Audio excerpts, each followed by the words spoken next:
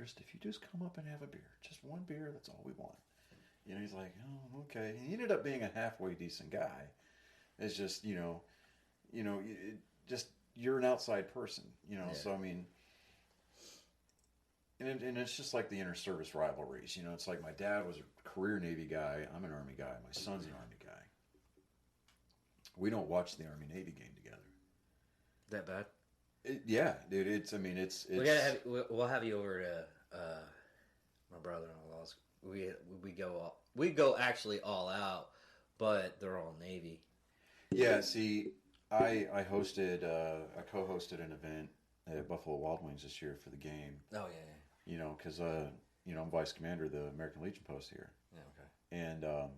And that's the Thomas Fowler American Legion Post number 169 here in Wichita Falls, Texas.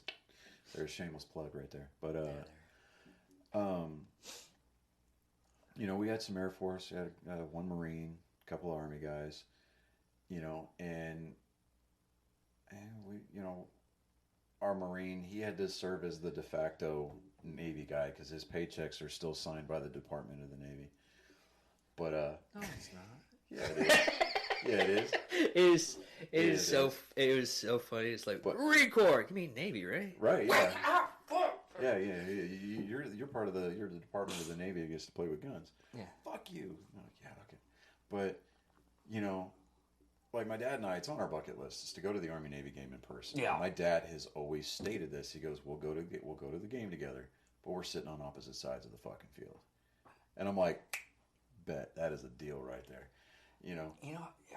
I researched how much it's like $1,000. It'll be definitely something that.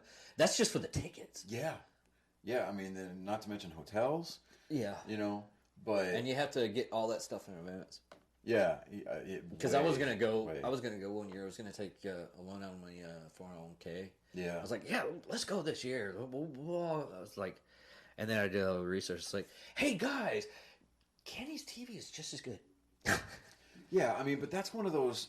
It's a bucket list. It's a bucket list thing, and I definitely want to go because, like, my dad, crusty ass old sailor, I mean, he'll sit over there and just give those midshipmen shit just for being soft. He's like, back when I was in the Navy, bro, Yeah. Like, you don't fucking wash the Chief's coffee cup, It's like, yeah, But me, infantry, we haven't had a filter since 1776. I will get over there and be like, who's fucking infantry? We'll be out there just raising all kinds of hell. Yeah. And I mean, that's definitely something that I want to see. My oldest and I, we got to actually watch Army play in the Armed Forces Bowl a couple of years ago. Oh, okay. When they annihilated the University of Houston, like 70-14. We actually got to, like fourth quarter, we walked around to the Army side. Oh, nice. And where the band was. And we got to take the field.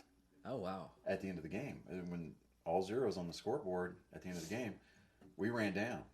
And we ran, and we got to sing first with Army, went over, sang first with Houston, and then we got to run back, and we got to sing second with Army. Oh, wow. Dude, you want to talk about badass.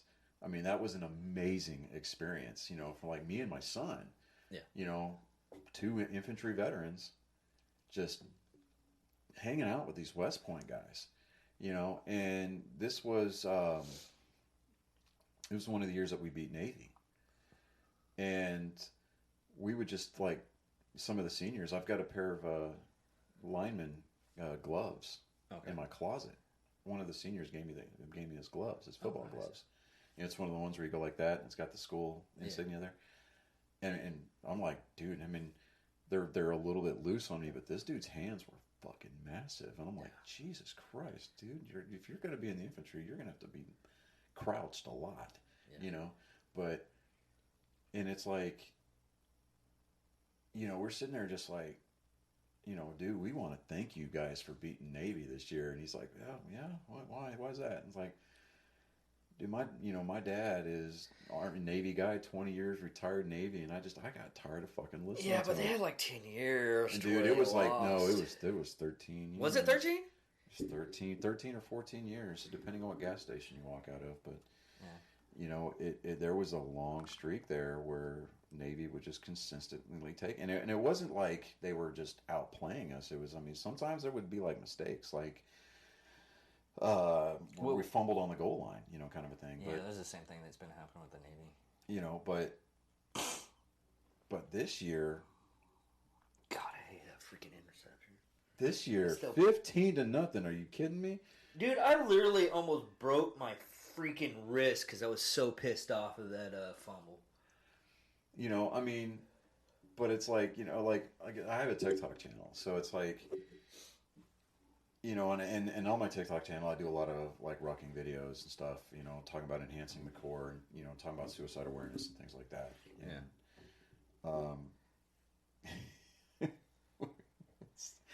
I would do these weekend safety briefings like with my kids, and I'd have my two boys involved with it, like talking about don't add to the population, don't subtract from the population.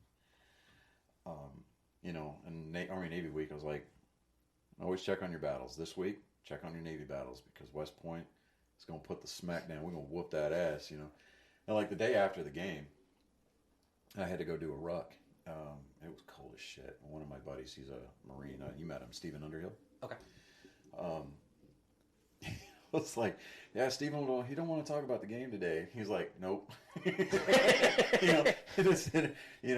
And then, like Army Air Force Week, which was just really weird having to watch another game after the Army Navy game, but damn, 2020 being what it was. But, it was just like, this week, check on your Air Force battles, because Army's going to whoop that ass too, and that was a closer game. I mean, the Army Navy game was close, but I mean, the scoreboard didn't reflect the effort on the field. But that Army, I mean, I was legitimately worried that Air Force was going to pull that off, because I was mentally prepared to be pissed off that entire week. Because I was like, no, because we live in an Air Force town, so I mean, a lot of the guys that are here are retired Air Force, and a majority of my friends are, retired Air Force. And I really didn't want to listen to it. I was prepared to be completely salty and just be like, see, I don't even watch. I don't want to watch Air Force compete in football anymore, because every time I watch it, it's like the first time I started watching it and everything like that. I was like, oh, okay, cool. And I was like, it's like having a hot chick and finding out she's just a dead leg. It's like decaffeinated coffee. I posted a meme this morning on my timeline. Is this old Chinese monk? It's just like decaffeinated coffee is like a hooker that just wants to cuddle. Oh God. Yeah, But I texted my girlfriend that, and she goes, "Hey, I drink decaf. I drink unleaded sometimes," and I'm like, But I mean, she knew I was kidding, and I knew she was kidding, but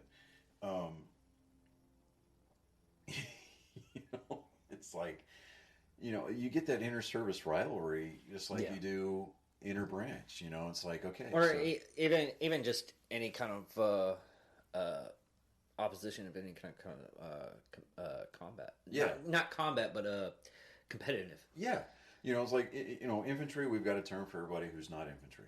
Call them pogues, people other than grunts. And for a while there, it's like, oh, you're just a pogue, whatever, shut up, Yeah. But, you get these pogues, man, these non-infantry, these non-combat MOS type people, they're like, they just get butthurt, man, and they just try to come back and be salty as shit. And it's like, you know what? You wouldn't have lasted a damn day. And I don't want to sound like one of those old vets, but it's like, some of the people that are in nowadays, they just would not last. Back whenever we were able to say whatever the hell we wanted. Yeah. I mean, obviously you couldn't drop a racial slur. I mean, oh yeah.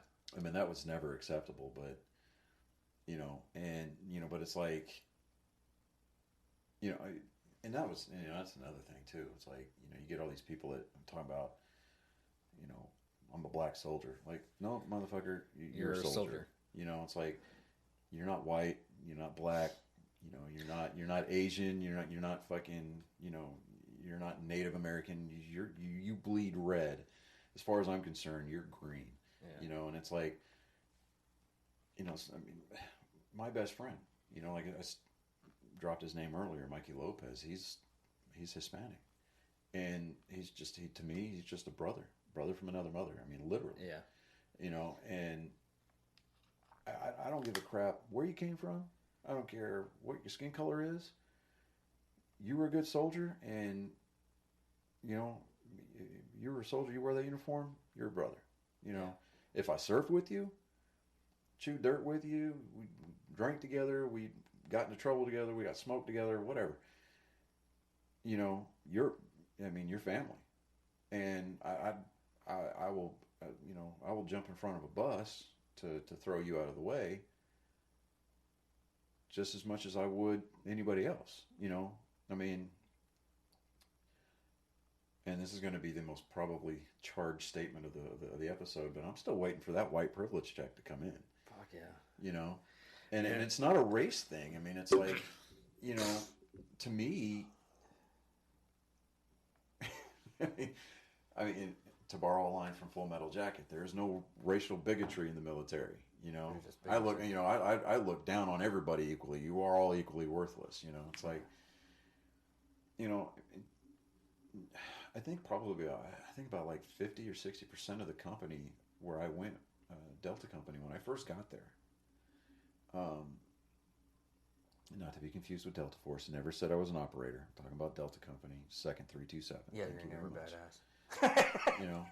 you know, when I first reported to my unit, I think about 50 or 60% was Hispanic. Yeah.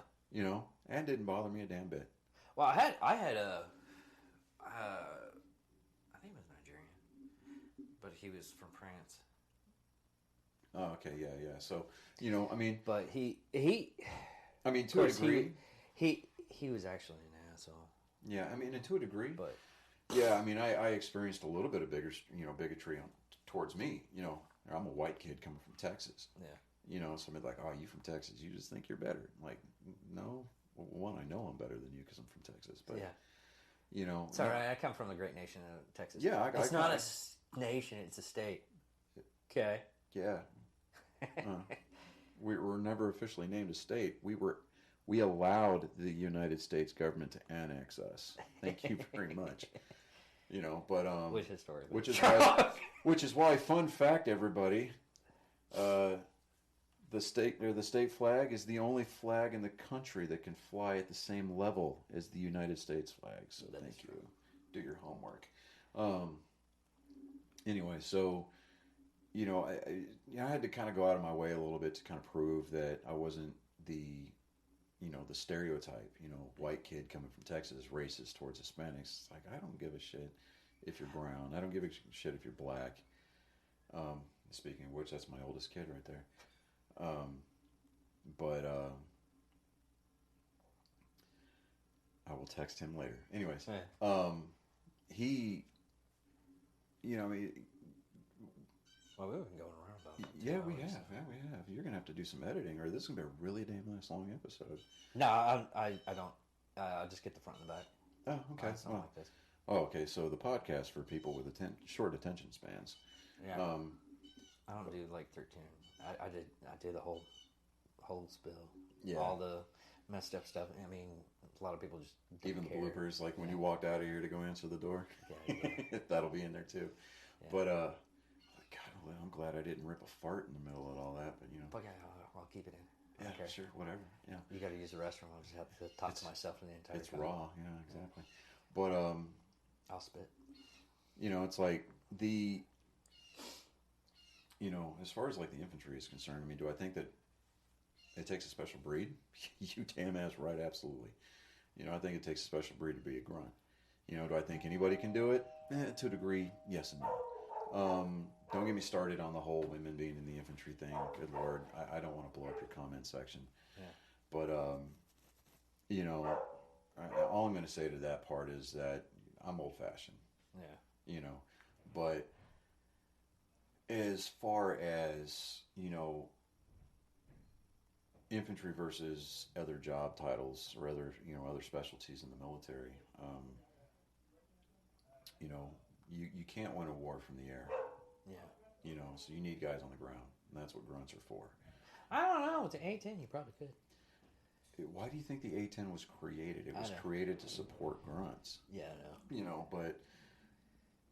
And you're going to get those fact checkers. Well, actually, it's an anti-tank platform. It is a dual... There's a lot of things that are supposed to be like anti-vehicle that's used, like a javelin. Or a 50 cal. Yeah. It's in the Geneva Convention. Check it out. Yeah. But it's like, we weren't engaging the troops. We were shooting at his canteen. You know, it's like, you needed armor-piercing incendiary rounds for that? That reactive armor for that canteen cup, I'm telling you, Sarn. Yeah. But, or using a javelin to get up a sniper or a person that's in a sniping position. Yeah, we were taking out his base. Yeah. Shooting his tree stand down. But motherfucker was taking away my deer. Tree stand. Like, Jesus Christ. What is, you hear this? You're like, fuck. You know, it's like, you're not going to have reaction time. It's like, what the hell? You know, next thing you know, you got St. Peter looking at you going, you know you fucked up, right? Yeah. You know, right. But, you know, it's, you know, there's, you know, I loved being in the infantry. Loved it. I mean, I would go back yesterday if they asked me to. I really would. You know, best, worst job I ever had in my life. I mean, I know that's was a line from the movie Fury.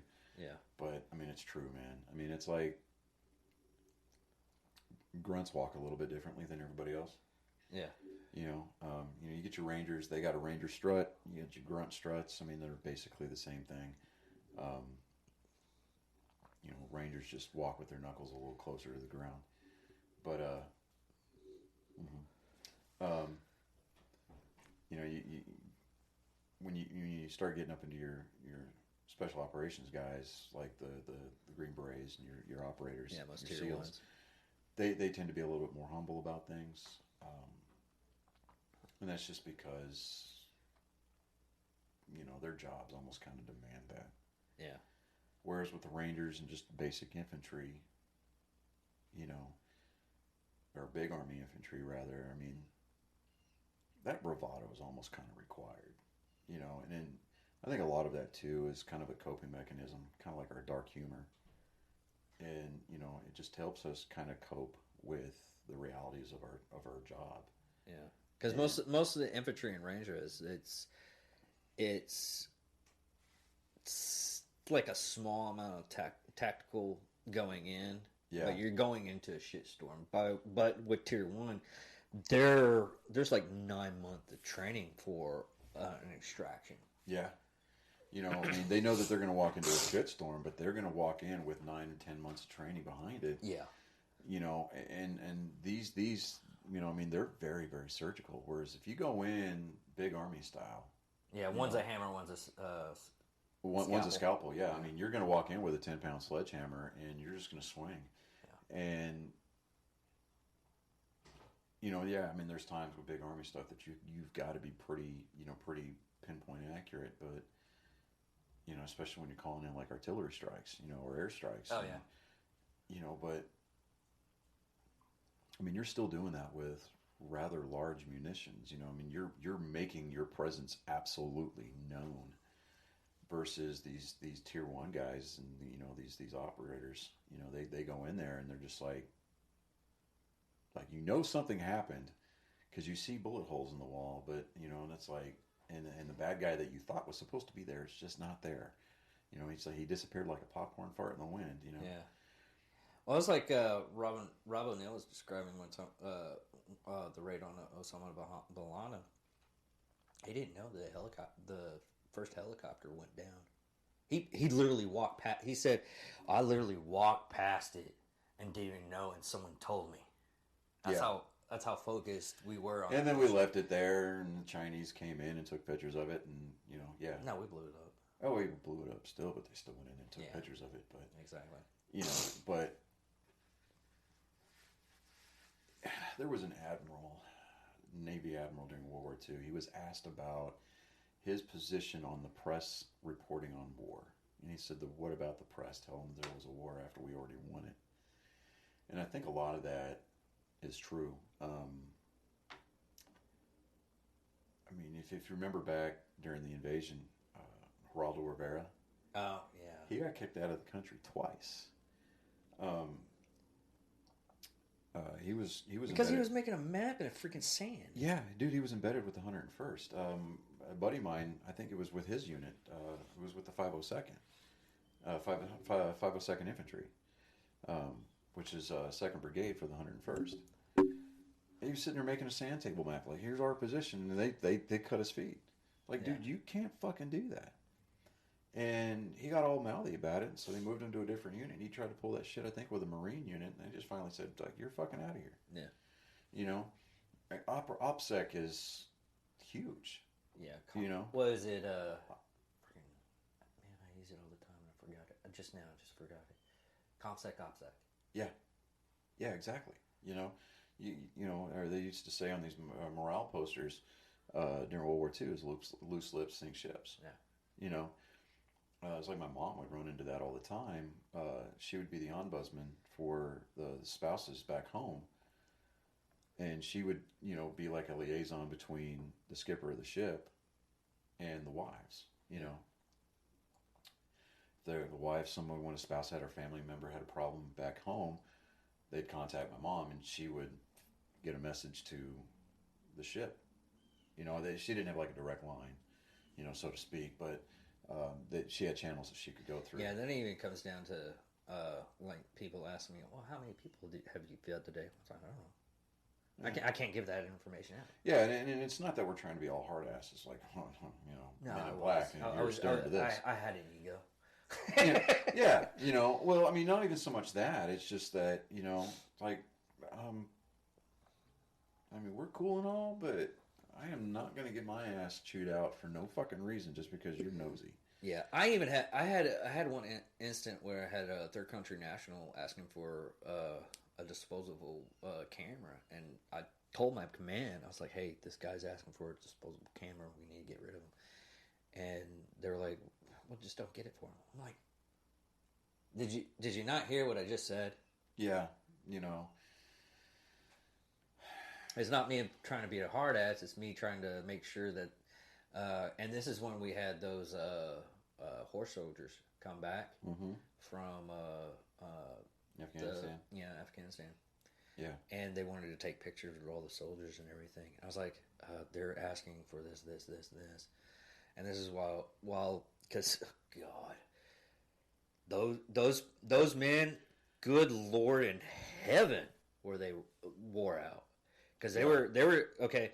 They were sitting in front of the showers to get a shower and everything. Yeah. They were just sitting out, you know, taking care of their nails and everything like that. And I was like, "Hold on, you guys look rough. Let me go get you some, at least some like packed lunches or something like that. I'll get you some fruit or something." I was just like carrying like water and sodas and everything like that. And oh my.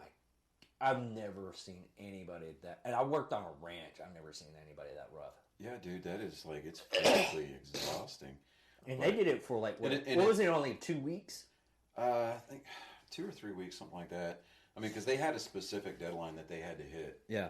You know, but. And if they didn't hit it, it would have been all out. Yeah, I mean, it would have been bad, but, you know. I've met Rob Lowe before, not Rob Lowe, but Rob Regal before he was famous too. Oh, yeah? Yeah, wow. He was the captain. Oh, man. Yeah. You know, you get, you know, it's funny, like, you start seeing some, I mean, because, like, even to a degree, like, a lot of Rangers units, they don't like their pictures being taken. And I remember seeing, there's a page on Instagram, what is it, Zulu Foxtrot? Yeah, it's like Zulu Foxtrot. You'd see these pictures that have like all these faces redacted in it.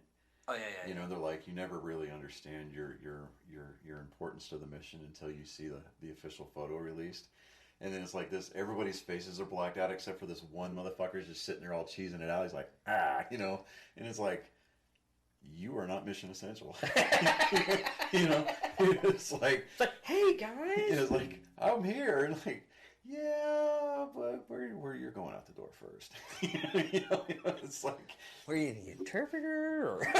I mean, even even the interpreters get their faces redacted sometimes. Oh, really?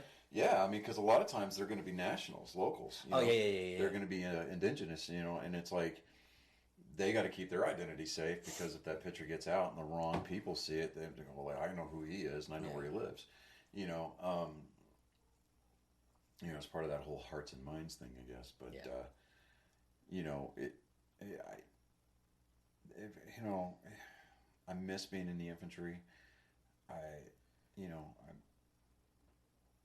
you get those guys that are like, once a Marine, always a Marine. Well, like, okay, well, once you're a grunt, you're kind of always a grunt. Yeah. You know, I mean, because you've got that mentality. You know, it's kind of, I don't want to say beat into you. It's kind of bred into you. Yeah. Again, it's not that we think that we're better than everybody else. I mean, to a degree, we kind of know we are, but at the same time, we still kind of have to carry a degree of modesty about us because you get those guys with those big heads, and it's always the guys that talk the most shit that you see freeze up the most. Bro, veteran. Bro vets, yeah. Oh god, yeah.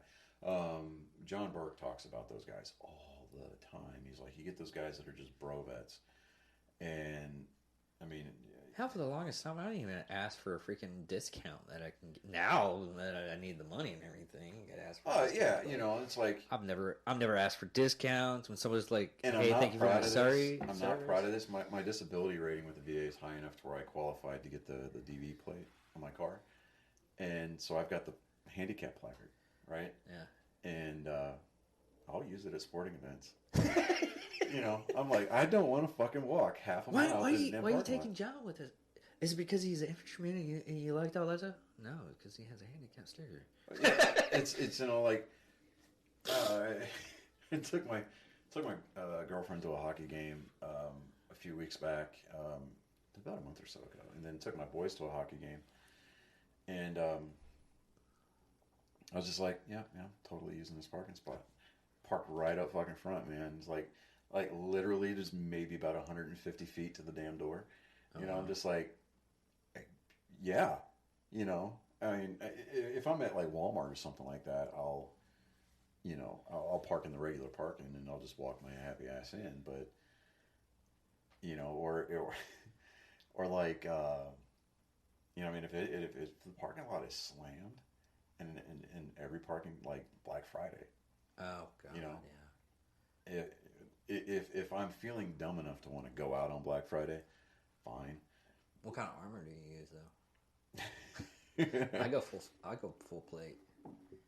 Oh, you gotta go to level shield 3 trauma, man. You gotta go. I go full plate with shield and sword. You gotta go level 3, right? Yeah. You gotta go full Hua, right? Yeah. I mean, you full send, but. Oh yeah, that was another thing.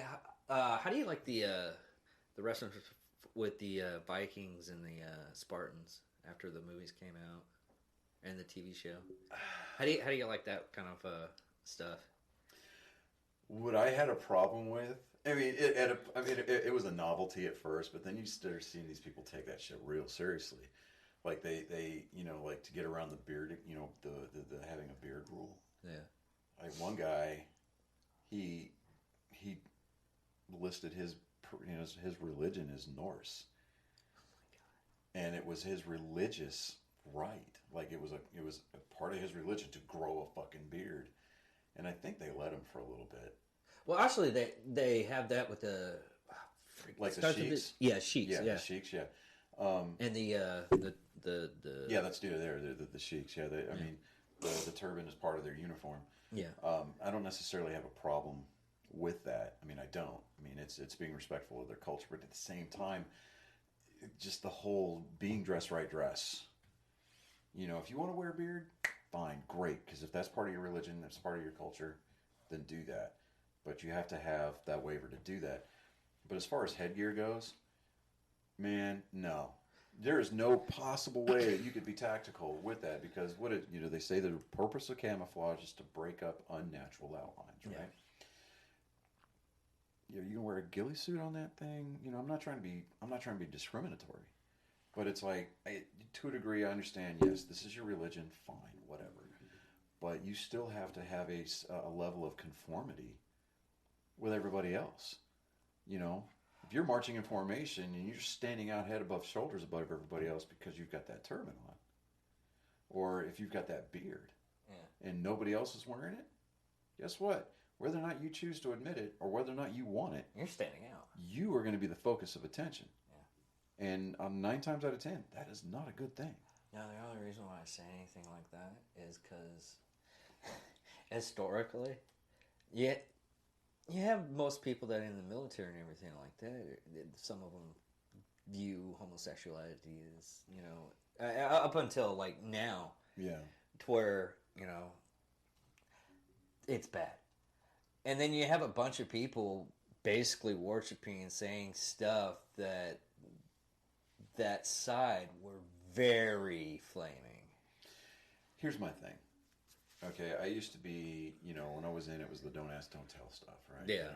And that's fine, whatever. And I could point out a lot of people that were in the military that were really. I mean, it was obvious. They were hiding it, not as good, but they were still hiding it. My point is that, if you can keep your head squared away enough to where you did your job. If you were a good soldier, if you didn't detrimentally affect the combat effectiveness of the unit, fine.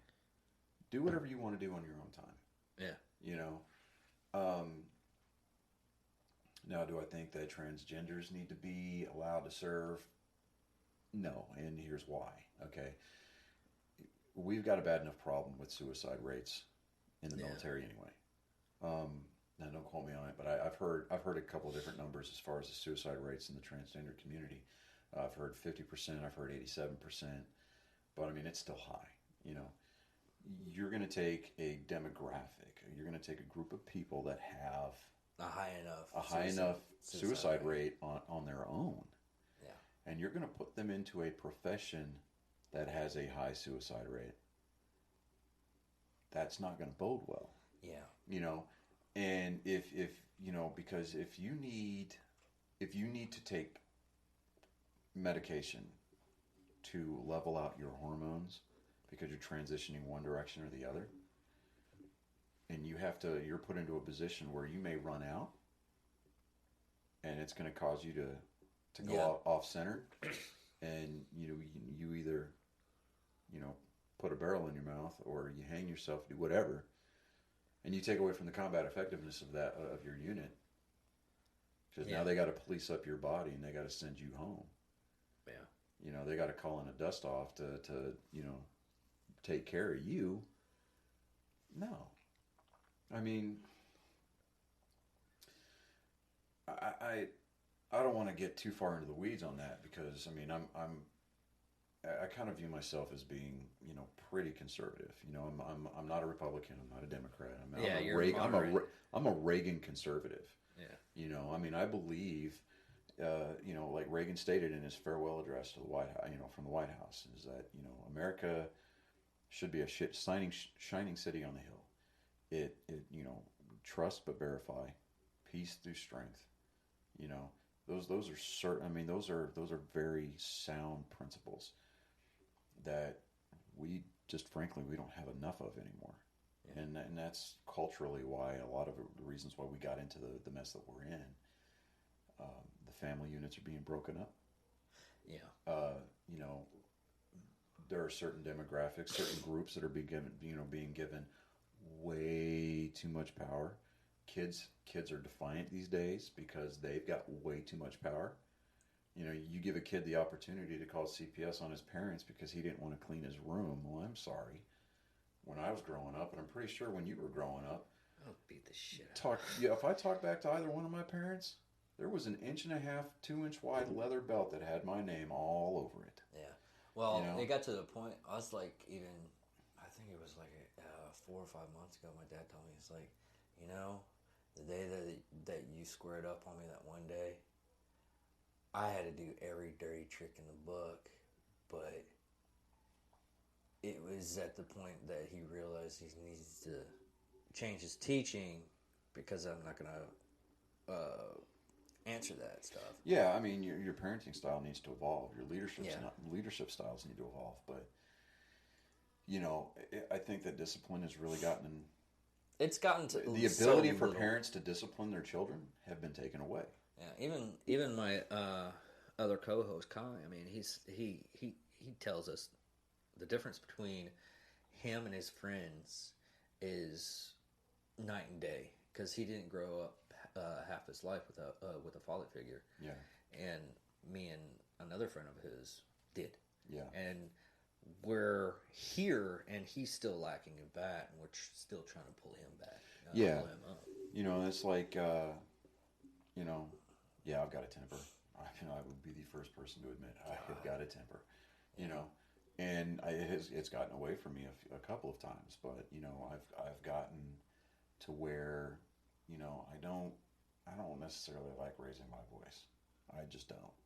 I'm not one of those guys that's driven by the sound of his own voice. Yeah. It's even though it's majestic. A lot of power is derived from the beard, man. But it's like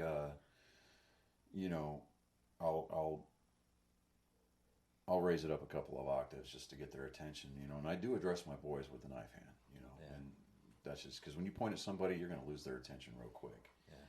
You do this, and it's like, it's not like you're trying to instill a fear of God into somebody. It's just, hey, look, I'm directly speaking to you, and you need to look at me, And it was funny because I had to raise my voice when I was working, because I'm working at Domino's right now, and I had to raise my voice one time, and everybody just stopped.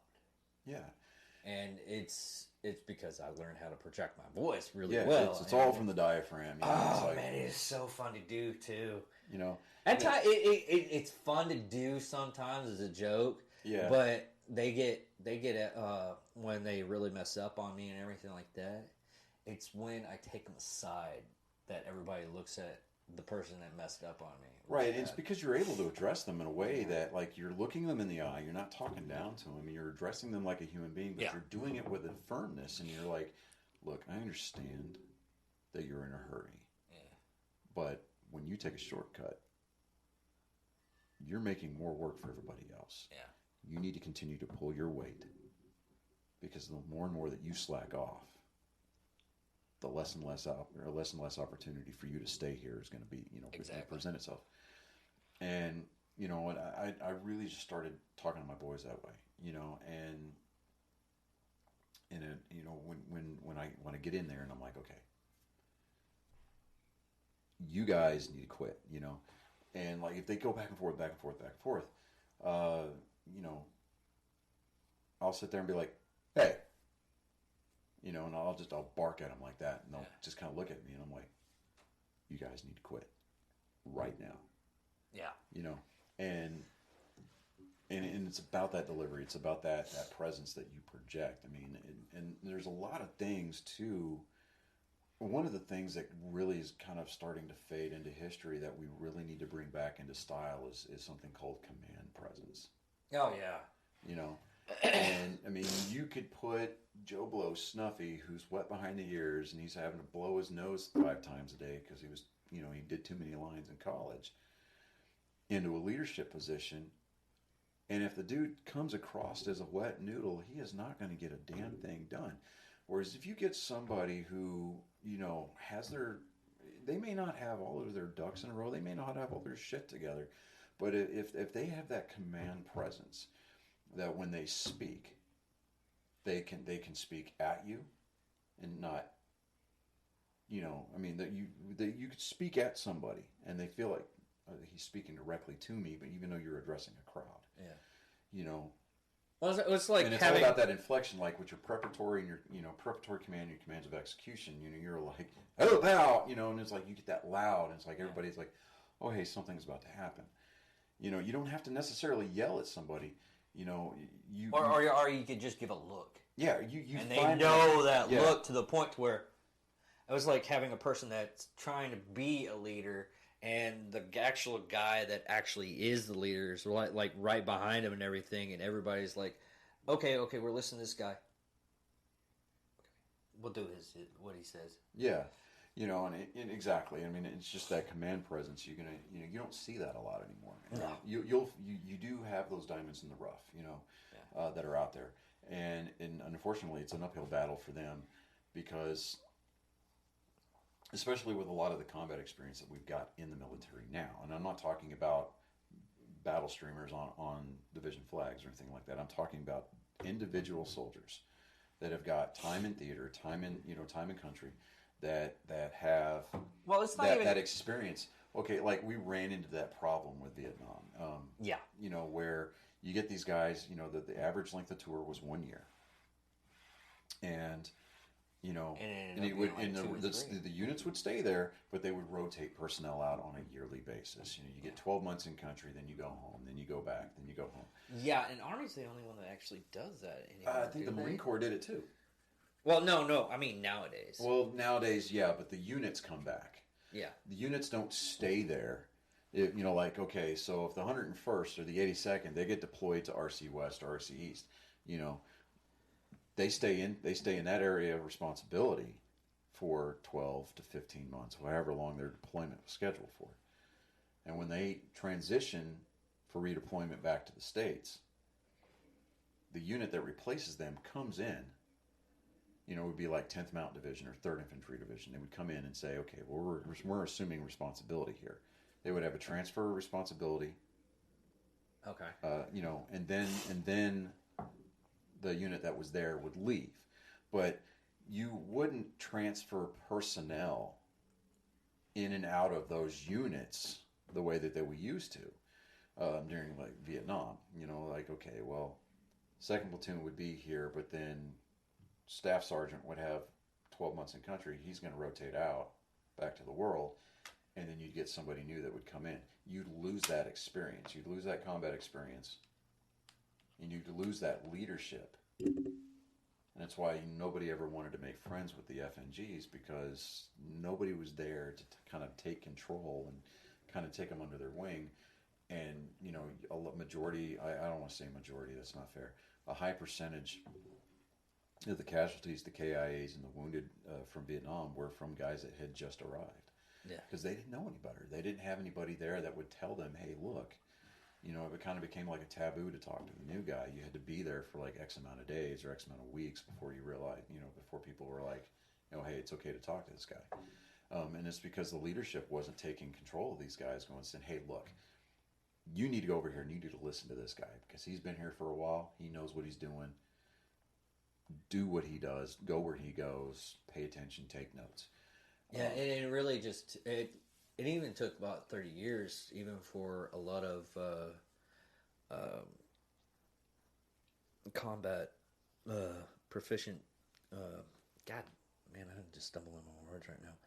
But learning stuff like that. Yeah.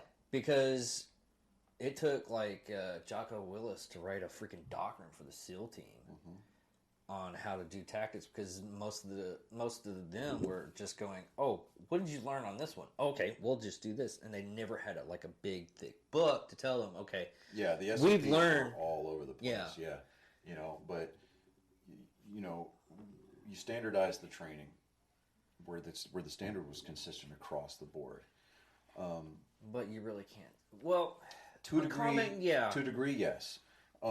You can have that consistency in the training, but when you get your units, the units specialize in different things. Yeah. I mean, if you come up to a Constantine wire obstacle, no two companies are going to clear it the same way, but the effectiveness is still there. Yeah. But you've got the basic premise. What they'll do is they'll see how another unit does it, and they'll adapt it and change certain things that fits their dynamic. But it still gets done. But there's still a commonality there. Yeah. There's still a common denominator. Certain things you will find that it's just you'll see it repeated across the board. Yeah. Whether it's how to dismount the vehicle or approach the obstacle, or how they clear the obstacle, or what do they do after the fact. Whether it's the initial contact or the art or the reconsolidation and organization skills on the backside. There's still a commonality along the way. But it's being able to establish that doctrine. Um, I mean, there's a saying in the army is like you can take away or you can add to, but don't take away from. So it's like, all right, if you're going to change the way that you do something, you need to go out of your way to prove it. And it needs to be repeatable. Well, and it needs to be able to break that down into a trainable session. Whether you go, it doesn't matter what kind of method of instruction you use, whether it's the step by step or if you go block by block. You still need to have that where it needs to be repeatable. Exactly. Well, it's almost to the point where of telling somebody is like, hey, in this cell, this guy's going, he's having some stuff. It's just communication of the point where what's going on between inmates that day and letting them know it's like, hey, this person has this going on, this person has this. And so you don't have something to the point to where you're taking a person's face and doing a cheese grater, which is basically taking your elbow on a person's head and just on a chain link fence. Nobody really wants that. But when it comes down to it, that person just had a bad day. And even though he is a criminal, if you show like a halfway decent respect and someone comes back like from the same day and goes, hey, such and such told me that you're having a problem, or we're going to have a problem today. No. Okay. Let's go back to the thing. Yeah. And the consistency of the communication is really horrible. Yeah, and just like with normal relationships, communication's key. Are you supposed to listen to them? Yeah. Fuck. I I was told once that I need to talk less and listen more. And and I'm telling you, it's harder than you think. But do they have opinions really that matter? I keep on forgetting. I'm just going to say yes because I know that certain people watch these, and but you're not catching me, not today, Satan. But it's like turn around. But communication is key. Because if you're out there on your own, you're separated from everybody else. Yeah. You got to have that flow of information, in order to be able to operate effectively. Yeah. It's like the Operation Red Wing. I mean, they couldn't communicate at all because of the mountainside and everything like that. Yeah. It was bad all the way around. They could have still gone in there, but they needed the infrastructure to back that up. Well, it wasn't there. It wasn't there because of I can't even say technology, but that area that they were going in, it was a dead zone. Yeah, it was black hole. They could have done aerial reconnaissance with drones, do whatever, before they put boots on the ground. They could have done that a whole lot better. And to be honest with you, should the operation have still gone down? Yeah, but they needed to do their homework a whole hell of a lot more. Well, they even went in knowing that they were going to have that good communications, and they still went in. Yeah, we could play hindsight 2020. Yeah, with that whole thing. Yeah, we could dissect it till we're blue in the face. But when you boil it, when it comes down to it, communication is 100%. Yeah. Foundationally essential, and that's going to be establishing standards. That's going to be establishing guidelines. Just writing those SOPs. Yeah. You need that communication, and you can have good communication within a smaller unit, and that's fine. That's great. That's imperative, but it's just as essential when you start getting into the upper echelons. Yeah. When you start talking about brigade and divisional and even departmental communication, interdepartmental communication, if it sucks, you're gonna have shit just going. It's just gonna break down. It's like you talk about, like FBI versus the NSA, versus Homeland Security. you know. Wait a minute, isn't NSA part of the Homeland Security, or do they separate that? I think they're separate. Because I think the NSA. I think the NSA operates domestically versus CIA, which is internationally. But you know. Yeah, I know. CIA. The only way they can actually do anything in country is with a liaison. Yeah. With the FBI. Yeah, but you know, when those departments, those branches start bumping heads because they go into a situation with their own ideology. Yeah, that's what happened with 9/11. Yeah, 9/11, we had all kinds of information, but they weren't talking. Exactly. And it wasn't they didn't want to talk to each other. It was the fact of that they couldn't. They couldn't. Yeah, and whether it be because of doctrinal. I cannot talk today. But we're going on like almost 3 hours. Yeah, I know, right? You know, whether it be because of you know, established doctrine. Well, we'll just say you know, deficiencies on a doctrinal level. Yeah. And there I just spit the word out like it was supposed to be. But it's like, you know, whether it be because of failures on a doctrinal level, you know, or, you know, ideological differences on the way things should be run versus the way that they are actually run, you know, there were so many downfalls with that. And then when they went in there with the commission after 9/11 happened and we tried to figure out why. Yeah. You know, it's like, these are common sense things. I had a platoon sergeant a very, very long time ago. He would say, common sense wasn't issued, but use it anyway. Yeah, it's a superpower that a lot of people don't have. Yeah, you know, I mean, it's like my dad used to say, he's like, you know, at least wet concrete has enough common sense to dry. You know? And I'm like, okay, yeah, you know. Something else my dad would say, and I've started using this more recently, especially with my boys, it's like, let's use our brains for something besides keeping your ears apart. You know? Yeah. And it's not to be like insulting or anything like that. It was just really kind of illustrating. Make you stop and think. Yeah, it's an illustration, and it's like, okay, we need to, you know, proactively be better. Yeah. You know, communication, the way that we approach situations. Stop the way trying that we to think about people. yourself first. Yeah, you know, and I think, and there's a lot of people in the world that are guilty of overthinking situations. It's like, okay, stop, breathe. It's called crisis management. Yeah, and I get really, because I am the most impatient person you could possibly meet, and working on a person that overthinking on how to work on a car.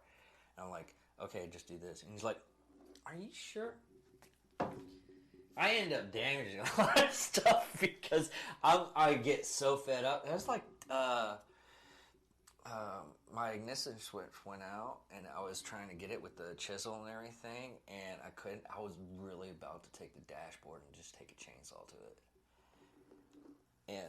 And but if you have those types of people that just overthink to the point to where they can't get the job done, or they think here and it takes them like 3 weeks to get to point A to point B. Yeah. And then, it's like, you know, I mean, my girlfriend, God, I love her to death. She does overthink things, and she admits it. You know, she knows, like I overthink. You know, and she constantly wants to apologize, and I'm not throwing you under the bus. You know, if I get messages, no, I would be the one. Yeah, no, I would be the one. But you know, it's like she constantly apologizes, and I'm like, look, yeah, I have a lot of people that do that. You know, and it's not so much of a pet peeve where it just like pisses me off. It's like, hey, look, you know, there's things that we can apologize for. There's things that we should apologize for. Yeah. You know, and it's like, you know, and that's where communication comes in too. You know, it's like you go in and like you pull the person aside and say, okay, what's going on? What do we need? You know, what do I need to do better to make you more proficient in this area? Or why do you feel the need, like you need to apologize all the time? Okay, let's get some backstory. Now let's let's spitball this out, and work your way through that, as opposed to just using blunt force trauma and ripping things off of an engine block, But it's fun. I mean, be that as it may. Yeah, we shouldn't do that. But it's still, you create more work for yourself. You do. Than you do saving time. I mean, trust me. Okay, so I drive a Chevy Cobalt, right? And it came equipped with a remote start. But it doesn't work, and I cannot figure out why. And I desperately want to. I think I just need to replace. No, is it working, or because some of them like when you hit the button? You have to hit it twice. Sometimes you have to hit it twice. But when I hit it, no, you're supposed to just lock it and then hold it down, right? You hit the lock button and you hit the start button, and you got to hold it down, and it's supposed to start it up. But all it does is set off my car alarm. There's a hood latch sensor. I think it's out. Because when I go into my information center on my car, it says remote start, and it gives me the option to turn it on and turn it off. Yeah. So I know my car comes equipped with it. Yeah. Even though the parts department down here at the Chevy dealership tells me that it's not. I'm like, look, I know what I'm seeing. To me that's frustrating, and I just have to step back. I just be like, all right, you know what? I'm not going to beat this thing to death. I'm just going to, I've got my engine light to turn off. I'm fine. I'm great with that. Yay, I don't have to worry about the light bulb back there burning out behind the engine symbol. It's like, all right, so it'll come on. I just let that shit shine. That's my tire pressure sensor, because all 4 sensors are out, even though I know my tires are good. I'll have a totally different sensor for that. It still shines. Yeah, but and what's really sad is right before the big snowstorm last week, I aired up my tires to not factory settings, but max. So I put like 40 pounds. So you took out your fall air and you put in your winter air. Is that what you're trying to say? Yeah, that's basically it. I got you. Yeah. But I did that, and my light still stays on. Yeah, I think of a lot of it, they don't communicate with the rest. PC. Of it. Yeah, it doesn't communicate with the computer in your car. Yeah, but the smart brain. Yeah, it's like, here we are. We've gone from what we were talking about to shade tree mechanics. Yeah. But today on this old house, but I think a majority of the problems that we face as far as combat effectiveness, or even just leadership cultures, you get a lot of these NCOs that when they get pinned with their stripes, they feel like they have been blessed with this sense of entitlement. It's like, I call it extra ball syndrome. I wouldn't even say that, because Lance Armstrong, he won a couple of Tour de France's. Yes, yeah, but he didn't get into the whole blood doping thing. Whatever. Well, no. He did it with one ball. Okay. No. What I'm getting at is he was still humble. Yeah, he was humble. But if you get an extra ball in there, well, you can't really say that because of Hitler. You're right. Right. See. All right. Then he was projecting a lot of that that LDE, that little dick energy. Yeah. Okay. But I mean, it's like a guy who jacks up the truck and then still drives around with low-profile tires that have no flex to them because he listens to Florida Georgia Line while he plays with his boyfriend. Okay, yeah, I get it. Don't at me with that either. But it's like a Ford owner. See, I can't make Ford jokes, because my girlfriend loves Ford. There's that new meme going around, or that TikTok sound. It's like, that feeling. I just still love when you put your hand on the inside of your friend's thigh and it sends a shiver up his leg. It's the same feeling you get when you drive a Ford F-150. Ford, no girls allowed. And I'm like, Emery King. Wow, that's all I gotta say. Emery King, my Silverado. Yeah, I love that guy. Oh God, he's freaking awesome. And he's just like, look, it's my business if I want to take one in the mouth. Wait, what? No. I love the story one he did one time. He's like drinking a White Claw. I don't have any kind of problem. Oh, and he kept coming back in front of the mirror. He's like, "This is after 7 White Claws." He's got a bra on. He's like, "What the fuck?" Yeah. And he's like drinking one, and then he comes around and he has a dildo and he puts it. It's like, oh, what is it? What? Who? But yeah, but it's really, I mean, back to what we were originally talking about. Yeah. We need to start coming in here with a lawnmower to knock down the weeds so we don't get lost in there. But no, it happens. You can't stop it, honestly. Yeah, it's And Mr. it actually in the long run it makes it a little bit more entertaining. Yeah, it's like Mr. Toad's Wild Ride. Yeah. It's like I don't know where the fuck we're going. Just hang on. I mean, when you have like a professional podcaster like Joe Rogan, and that's really all that happens throughout his podcast is they go from it's like going up on a frog going up on another pod. Yeah. And it just hops out everywhere, and then eventually it'll come back. Yeah. But I mean, we sat in here originally to talk about the infantry. Oh, we're going to talk about you. But anyways, and then No. But as far as like the infantry is concerned versus other MOSs in the Army. Well, any kind of non-combat. I mean, all the support MOSs are absolutely mission essential. They're just as mission essential as the infantry is, but the infantry is even more so. I know I just completely contradicted myself, but you need the infantry because they're the ones that are going in and kicking down doors. They're the ones that are physically chewing the dirt. Yeah. Those are the guys that are actually out there crawling the last 100 yards. Yeah, and even a lot of tier ones will tell you is it's the infantry that actually keeps everything going. Yeah, I mean, because you can be surgical with your tier 1 guys. Yeah. But you need that blunt force. You need that large presence that the infantry provides. And you'll find a lot of times too, you get those infantry units that support tier 1 operations. Like with Mogadishu, you had the Rangers going in providing support for the Delta guys to go in and do their extractions. Yeah. And when everything went to fucking hell in a handbasket, guess what? Everybody became a grunt. Yeah. Everybody was on the ground doing grunt shit, because everybody wants to be a grunt till it's time to do grunt shit. It's like nobody wants to put a rucksack on their back. Nobody wants to carry a shit ton of fucking ammo everywhere. Hell, I don't want to carry. Nobody wants to hear the 3 most dreaded words in the English language, which is prepare to move. Yeah. Nobody wants to have to tell their people prepare to move because that means you're having to come out from behind cover. Yeah. But it's something that has to be done, and you can't just take anybody off the street or anybody in any other MOS and plug them into that job, into that role, and tell them, hey, this is something that you've got to do, and expect them to do that as well as the people who have that mindset and that have been wired to do that job. But so do infantrymen carry around a sense of arrogance? Yeah. Is it earned in a lot of situations? Yeah. We have to carry ourselves a certain way so that way we can not necessarily justify the way that we do our jobs, but so that way we can find ourselves, make ourselves capable of doing the job mentally.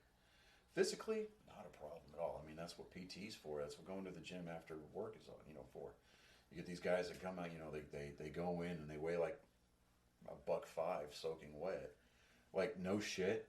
When I graduated high school, I had a metabolism of like a nuclear reactor, so I could eat like a side of beef and, I wouldn't gain a pound. When I graduated high school and went to basic, I was barely pushing 100 pounds. Oh, wow. I mean, I was toothpick, but when I left basic and airborne, I was at 150. And when I got off active duty, I was at 175 at like 4 or 5% body fat. We just did PT all the damn time, and it was the type of things that we were doing. I didn't gain or lose any amount of weight. Yeah, well, then I turned 40, and then I just got fat. Yeah, but I had to take away sugar out of my diet only because I was like 186. Right. And as soon as I got rid of sugar, bam, 168. Yeah, I had gotten, a couple of years ago, I was up to like a 38-inch waist, and then I had dropped down to, I think it was like I got back down to like a 29-inch waist. Oh, really? And then I just started eating again, and just, bam, I'm up to a 36-inch waist now, but, and I'm like, it's just way too hard for me to, like, lose the inches.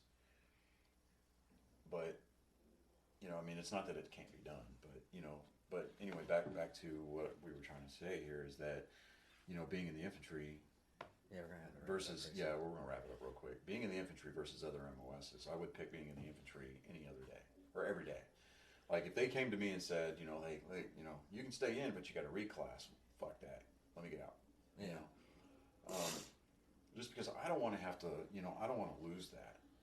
I don't want to have to put on my dress uniform and look over at my right shoulder and not see that cord there. I don't want to look down and not see those cross rifles on my lapel. Because I'm airborne, air assault, and expert infantry badge. I've got those qualification badges on my uniform. I earned those. And I mean, it doesn't matter what unit you go to, you're authorized to wear that because that's a personal award. Yeah. But the branch insignia stuff, like the cord and the cross rifles, you got to take those off if you reclass and you go somewhere else. Like I had friends that reclassed out of the infantry. Oh wow! And one of them went to be like a Patriot missile site guy or Patriot missile guy. His commander made him take his EIV off, and he was like, "No." Just cited the regulation. It's not an infantry thing. That's a personal award. Yeah. It's like we had a guy that reclassed from aviation over to the infantry. He had his crew chief wings, right? He wore those with his infantry stuff. And when he got an EIB, he wore his EIB over his crew chief wings. That was great, fine, awesome. Because you earn that. You have it's wearer's preference. It's just like it's wearer's preference to decide which goes first, the airborne or the air assault wings. Depending on who you talk to, they'll say air assault's more viable and more important than airborne. But for me, yeah, I loved being in the 101st. I loved being air assault qualified. I loved the concept of air assault. I really do. I think that, doctrinally, that it's the most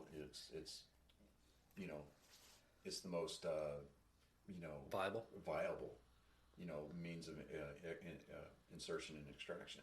Okay.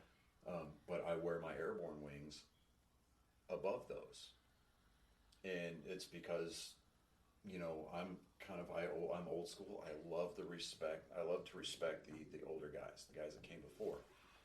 Like the guys that jumped into Normandy, the Market Garden, and on since then.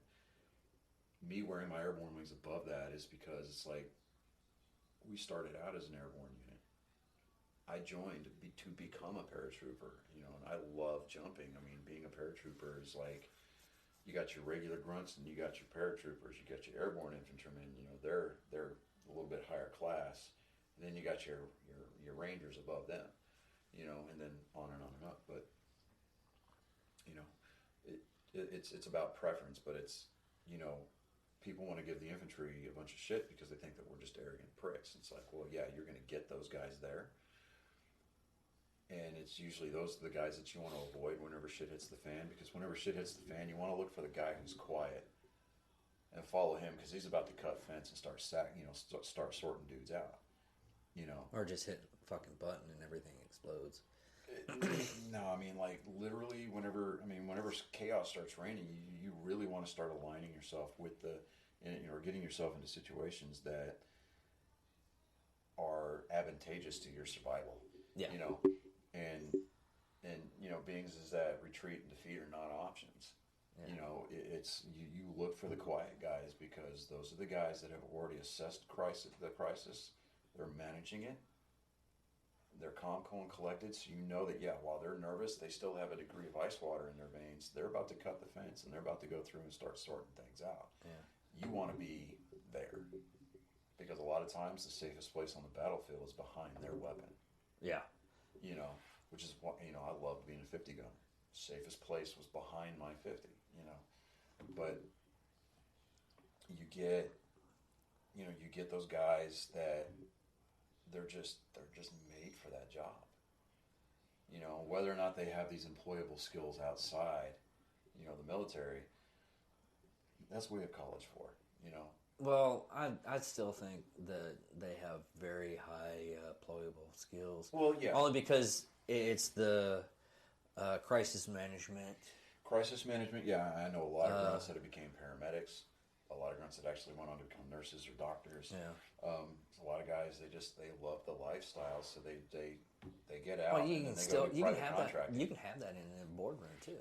Yeah, and like Matt Best, I mean, he was Ranger, right? Yeah. And I mean, look what he's doing now. I mean, he's running that's coming up to be a Fortune 500 company. Yeah, I mean, Black Rifle, he helped found that, and then what was it, Article 15 Clothing?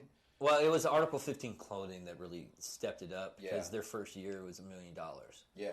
And you go from there, you take in on, it was more or less partnering up with Evan Hafer that really, that group of people, they had the media outlet, they had the product from Evan Hafer and how he made it and everything like that and what he wanted to do with it. And then you had a face to where they had a media outlet and everything like that. And they combined all that stuff to make a product. I mean, you can't have a good product and not advertise it. Yeah. You can't have a media company and no way to fund it. Because right now, that's what it is. It's Black Rifle is literally funding their fun. Yeah. And that's how you got it. You have to think about something. If you want, I love doing this, but is it a viable thing to where I can get paid? Eventually. Yeah. Eventually. But I have to get to that point. Yeah, because you got to get the attention. You got to. The right people have to be able to hear it. And eventually, we're gonna have to break up these little blocks here and make. They do promotional spots. You Yeah. know? I get all that. I mean, and that's probably one of the reasons why I haven't even started one of my own because, I mean, honestly, it seems kind of daunting a little bit just to get the start. Just to start it all up, just to figure out the platform and how to deliver the message, stay on message. To me. While I like chaotic situations because you have the ability to kind of free flow a little bit. Yeah. I do like to stay on message. So like my girlfriend, she tells me, she's like, it's just so sexy how you just like to be organized, and I'm like, I just like things to be like I've got a Pop Funko collection that I've started, and I've got wall, right? It's all there, right? It's all together, Fucking nerd. You know what? So what? I'll wear that pride. I'll wear that label with pride. I don't know what you're talking about, man. Yeah, right. Exactly. But like with the Baby Yoda pops, right? I've got 4 different smaller ones. Man, they just go AWOL with those pops. And then I ordered this one 3 months ago. The 10-inch tall one just came in like a week or so. Dude, ago. that's nothing. They have like I think about 6 to 5 foot one. Yeah, no. See, my collection. They have when I went to a con, they had a vending machine that you just pick them out. I was like, what the fuck? And I want to hit some of those because some of those exclusive, like convention exclusives, dude, they get pretty pricey. Yeah. Like right now, like I've got 47 of them in my collection, and it's worth almost $900.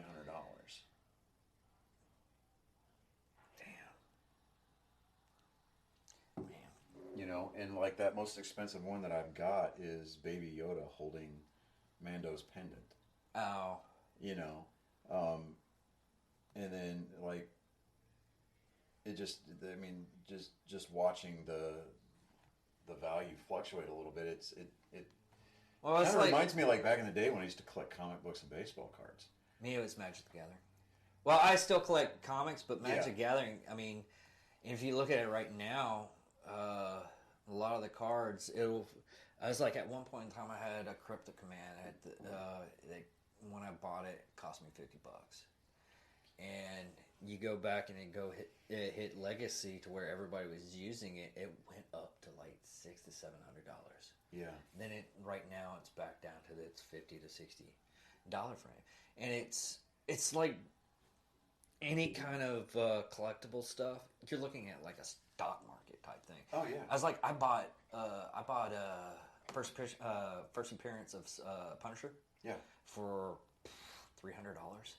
You know how much I sold that for once the show came out, or no, once he hit up on Daredevil, I was like $2,000. Yeah. Yeah, I mean, so like I like to collect military memorabilia. A lot of stuff, specifically like World War II, European theater, 101st specifically. Dude, there's a guy that I saw a show on YouTube. The guy collect World War One memorabilia. See, that stuff's so hard to find. Yeah. But like, there used to be a store, a surplus store outside of Fort Campbell called the Eagles of War. Uh-huh. And he had like, when you walk in, dude, it was like walking into a museum because he had all this cool shit just hanging from the wall behind glass. Yeah. We're talking about like, like gear from like Iraqis or World War II stuff, Korea, Vietnam, and I've got a small collection of division patches through the years. Okay. And he recently decided he was going to go out of business and do like online only type stuff where he was going to close down his brick and mortar store. Well, he had all this memorabilia, all this historical stuff, like General Petraeus autographed like a Desert BDU top. Oh wow! And had it framed. That sold for like $3,000. He put everything up for this online auction, and I found this brass eagle that would sit on a desk, and it was from World War II. It sat on a general's desk during the war. Oh wow! And I won the auction on that. It's sitting on my desk at home. Was it Patton's? No. This was 101st Airborne Division. Oh, okay. I mean, this was like a staff officer, but it belonged to somebody who was in the division during World War II. Oh, okay. And like that is one of my favorite things. I mean, this thing is heavy. It's like 5-6 pounds, and it just, I mean, it sits about that tall. But I won it. I paid $35 for it. But it's like, I'm like, man, I got lucky on it because like it was one of those back lot items. I bet if you found out whose desk it was actually at, yeah, you could. Most stuff is if you can put history to it, it bumps up the value. Oh yeah, definitely. But I mean, it's like my dream book, the one that I absolutely want to own is a first edition of the Rendezvous with Destiny, and it's the title that we gave the divisional history book. Okay. And it keeps getting added to because it's written using after action reports. Oh. So after every engagement or whatever, and all those AARs keep getting pushed up to division. It builds the picture of what the battlefield looked like on that particular day in history. So they keep making, amendments to this thing. Oh. But because after World War II, they disbanded the division. Okay. I want Rendezvous with Destiny, the first edition. I want that from World War II. And there was a copy of it on the auction site. This guy had one. Leather bound, beautiful book. And I'm like, oh man. But I mean, it started at $500. And I'm like, fuck me, dude. I really want one so bad. I mean, I want the hardback. I don't want the paperback bullshit. I want a hardback. I would prefer it be leather bound, but I want one of those.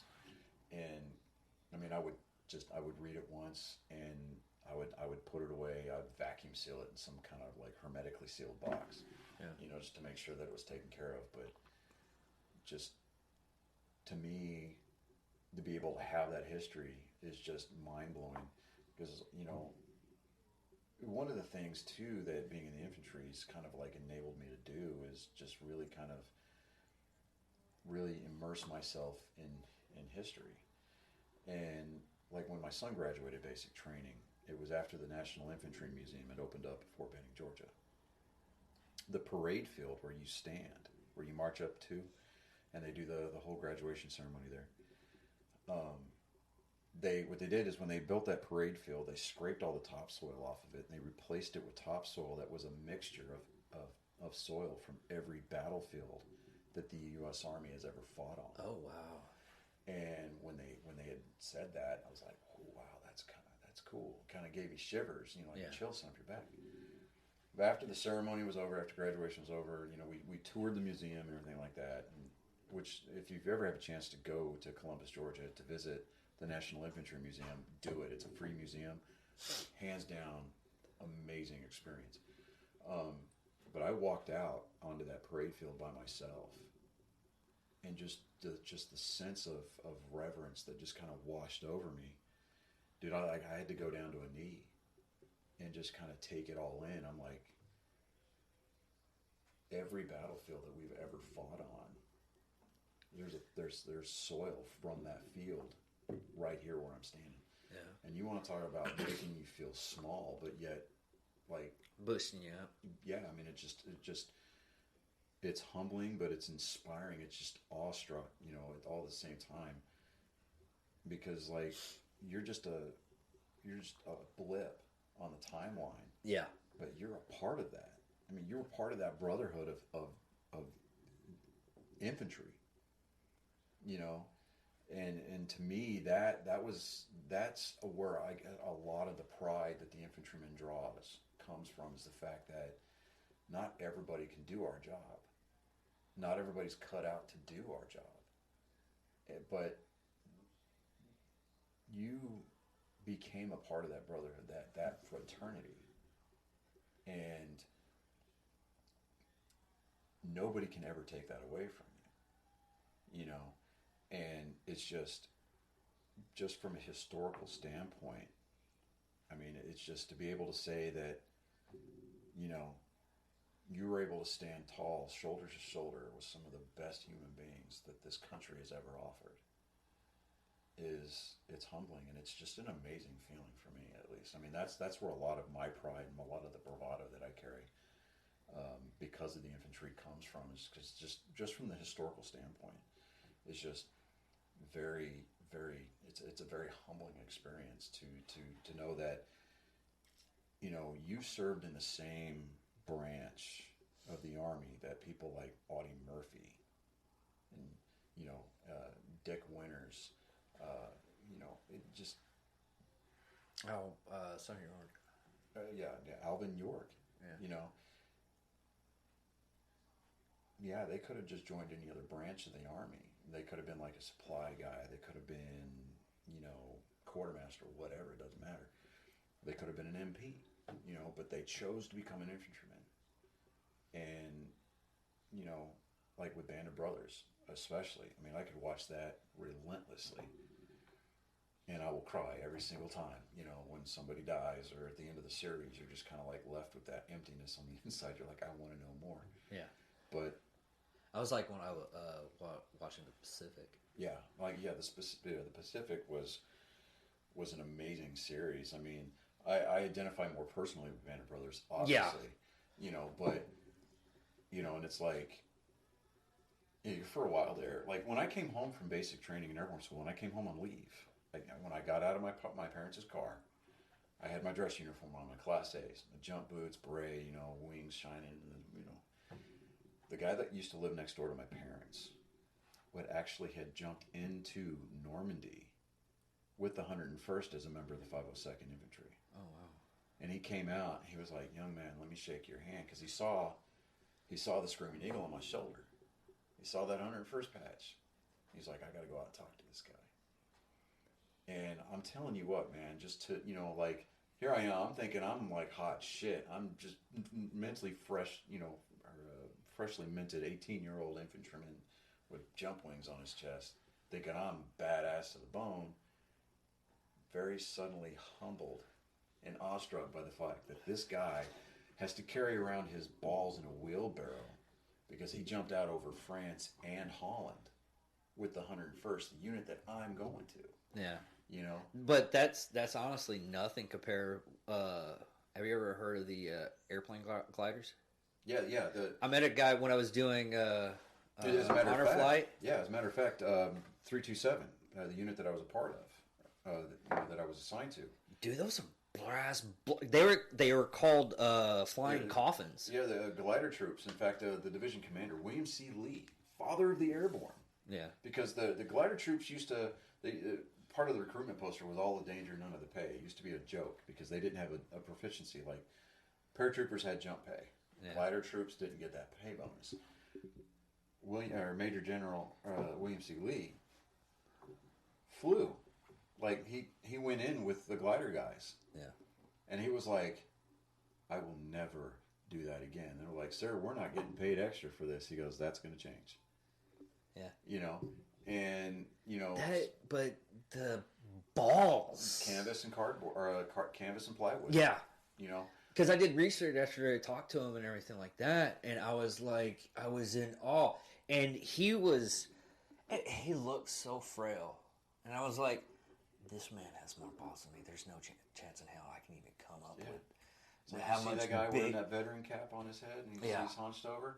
At one point, he was more awesome than you will ever be in your entire life. Oh, and just in like 5 seconds. Yeah. And I'm like, because there's a lot of battles that are research on. You can go in and just look at yourself and you're just like, there's no way. Yeah, I mean, I can never be that badass. You try to put yourself into situations, like you try to imagine what it would be like to invade France, or to drop in, or be in a special unit with the resistance, and you still have to wear your uniform. Yeah, and these guys are just, I mean, they're a cut above. Yeah, like you got your infantrymen, and then you got these guys. Yeah, and. So it's like, again, we're not taking away from the support MOSs. I've got a friend that I was friends with in high school. I mean, he was a truck driver in the Army. Yeah. I'm not taking away from that. I mean, hell. Who's going to drive me to the field? Yeah. I mean, who's going to drop me off there? And who's going to make sure the beans and bullets working? Yeah. Who's making sure that the beans and bullets are getting to where they need to go? And who's going to feed me when I get back? Yeah. So I'm just like, we give those guys shit because, like, they're not grunts, but at the same time, we need them. And, this whole, we need to get rid of the term pogue, or we need to give these other, the combat action badge, basically, is nothing more than just a glorified bayonet for an EIB or a CIB. Yeah. I don't think, it's part of that whole everybody needs to be included culture, and it's like, okay, fine, whatever, have that. It's like whenever they gave everybody in the Army black berets. The Rangers were pissed off about it because they took the black beret away from the Rangers and gave them tan berets. Yeah. And it's like, I'm of the old school mentality is that you want a beret? Earn it. Yeah. I mean, don't get me wrong. I mean, there's some people. Well, it's like the tabs and non-tabs too. Yeah, there's a difference between tab wearers and tab bearers. Yeah. You get these guys that are cocky, arrogant, think that they're hot shit. They walk around and they have their tabbed out, and it's like, you just wear the tab and you act. You don't personify what it really means to wear that tab. Yeah. Then you get the guys that bear those tabs, and it's like they're different.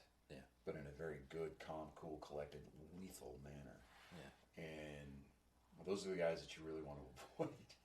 Yeah, because I had a guy that was hanging out with, and we were doing paintball together and everything. He's like, I was in a Ranger battalion, blah blah blah. And I was like, oh, okay. And then I met a friend of mine that actually had a tab and everything, Ranger, and he came with us to go play paintball together. And he's like, he was in a Ranger? Oh, okay. Let me go talk to him. And for like 5 minutes, he talked to him. He came back and I was like, yeah, he was in the Rangers, but he didn't have a fucking tab. And I'm like, what's that? And it took me a while to understand what was going on. Yeah, because you get guys that get assigned to Ranger battalions, and they're like, oh fuck yeah, I'm a Ranger, and they could do the whole 4 years. Yeah, or whatever time they're in service. Yeah, I mean it's like I mean it's like.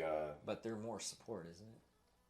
No, I mean you can get your because really you don't go to Ranger school until at least you're E4 or E4 promotable status. Okay. So I mean you'll get guys that like E1 through E3, they'll go to Ranger battalions as a grunt and they'll do Ranger shit, but until you go to Ranger school and you graduate, technically not a Ranger. Yeah. I mean I know that the wrong person, somebody eventually is going to hear this and they're going to be like, well fuck that guy, But yeah, okay, you know what? Whatever, I was airborne qualified, but I was in an air assault unit. I was an air assault soldier. Yeah. You know, so it's like I wasn't an air assault soldier until I went to air assault school. And I graduated air assault school.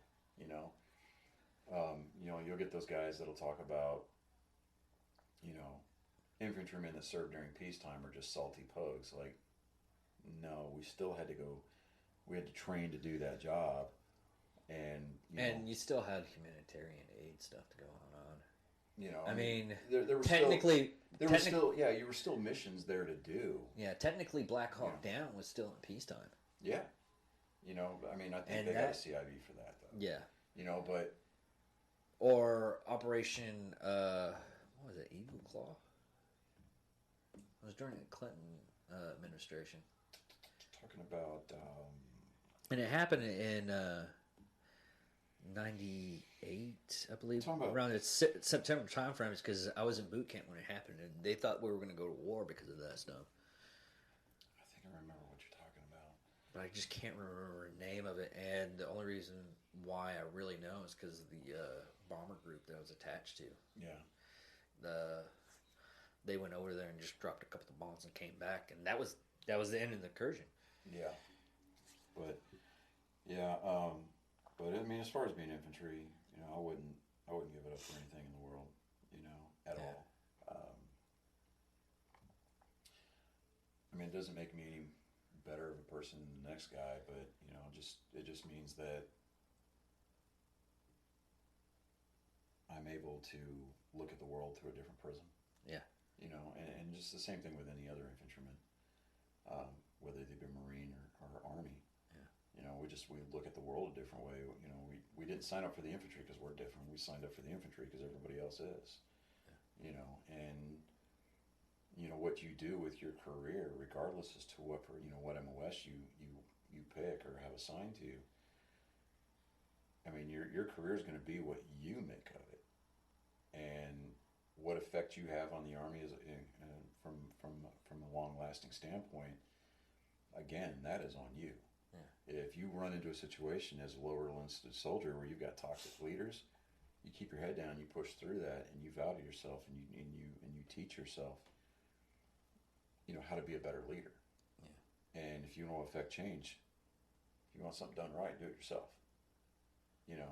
And eventually, people start to sit up and they'll start to take notice, and you'll get into situations where people will come to you for advice, come to you for guidance, and then it is your responsibility, wholly your responsibility, to be that change, to be that effective leadership. Because you can be a leader, like we discussed earlier. You can be a leader, and you can be a piece of shit. But if you lead, and you lead from the front, and you don't do anything that you wouldn't be willing to ask your men to do, and you abide by those 3 M's of men, mission, myself, you're going to leave a lasting impression with that guy that just came in off the block. And you may be the reason why he wants to stay in, because he wants to be a leader like you. Versus you get these guys that come in and they got these shitbag NCOs that, look down on you because your run times aren't where they think they need them, where you need them to be. We lose a lot of the effectiveness of our fighting force just because we're having to wage a battle of attrition amongst our ranks. Yeah. It's like you want somebody to stay there. You want somebody to excel. You want somebody to help make the Army more lethal, more effective as a deterrent and a fighting force. Give the people below, that you're placed in charge of, that you're responsible for, give them the resources necessary to get that job done. Otherwise you're going to turn out nothing but, hundreds of thousands of bro vets and these entitled dickheads that walk out, they think, oh, where's my military discount? Like, I don't give a fuck. Yeah, it took me it took me just recently just to ask for that. If it's like a big ticket item, yeah, I'll be like, hey, do you guys offer military discount? No. Auto parts. With the auto parts, yeah, but you know how when you like with Lowe's and auto parts stores, you give them that phone number and they've already asked that question. They usually put that in. Yeah. But You know, I mean, auto parts, yeah, fine. Lowe's, yeah, absolutely. I love saving that 10%, but you know, for the most part, I really don't care. Yeah. You know, like they used to offer those free meals on Veterans Days. You know, like when we had our Golden Corral before they closed it. Yeah. I mean, like, are you a veteran? Yeah. Okay. You know, go and eat for free. Sure, fine. That's not why I signed up. It's not what I, did it for. I view that totally different though. Going up to Golden Corral, the only reason why I really love doing it is because it gets so compact. You have to sit with somebody else. Yeah. And I love their stories. Yeah. I did it once, and I was like, all right, we'll get a free food. And then I did it, and started hanging out with other people, other branches, and everything. And the stories are just great. Yeah, see, that's why I'm really wanting you to come back out to the American Legion.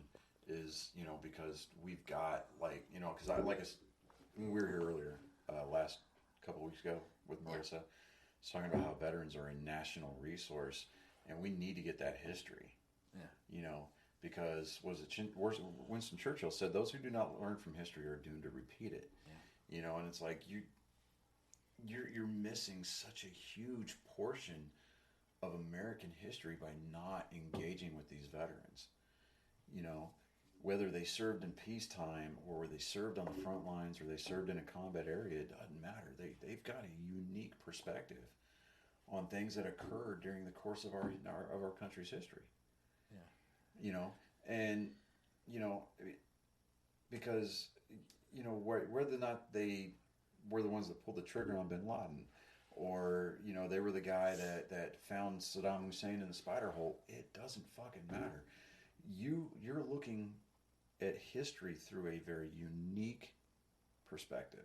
Yeah, especially the ones that actually was there. Yeah, like I can't, like if you try to find books on World War II, like especially like the European theater, or even let's just specify the Battle of the Bulge. Yeah. Or Bastogne. Okay.